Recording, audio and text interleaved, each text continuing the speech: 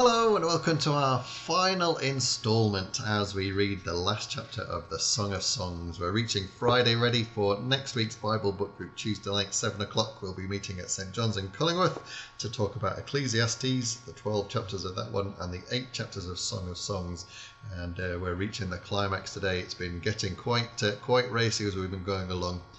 The bride and groom have been declaring their love for each other and the wonder that they share in each other.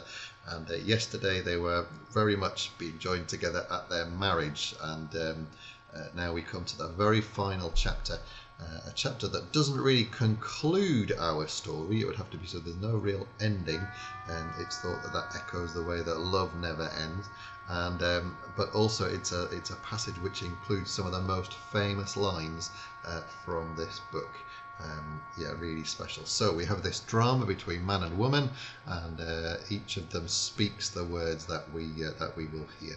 So let's join together chapter 8, and she is speaking to begin with. She speaks. If you were my brother, I could kiss you whenever we happened to meet, and no one would say I did wrong. I could take you to the home of my mother, who taught me all I know. I would give you delicious wine and fruit juice as well. Put your left hand under my head and embrace me with your right arm.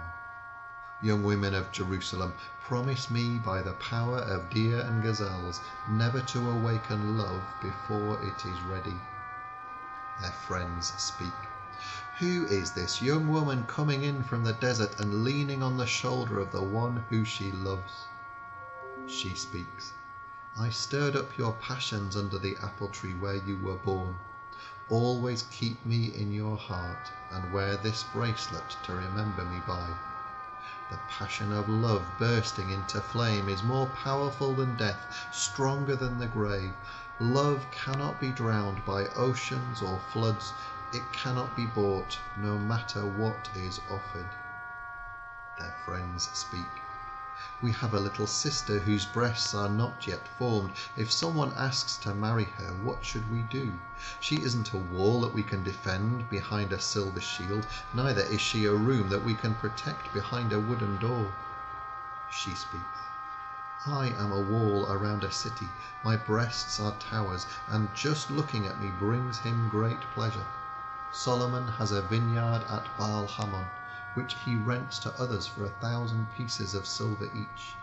My vineyard is mine alone. Solomon can keep his silver, and the others can keep their share of the profits. He speaks. You are in the garden with friends all around. Let me hear your voice. She speaks.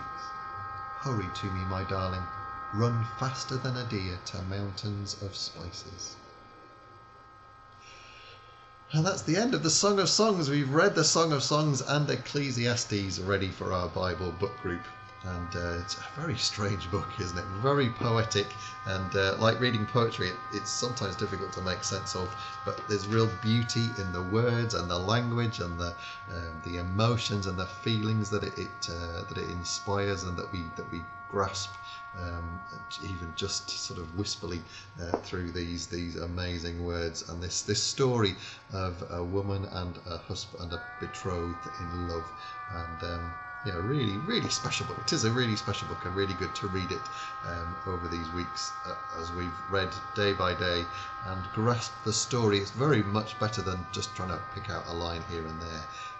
It's a difficult story to get even when we do read it all in one go, but it does have some sense of a meandering love story of two people in love, rejoicing in each other and sharing in that love in the same way that God loves us and we love God too. So there we go.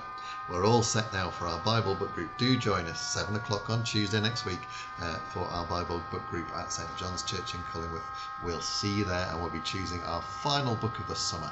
So we'll be reading that too over the weeks to come. All the very, very best. See you soon. God bless. Bye-bye.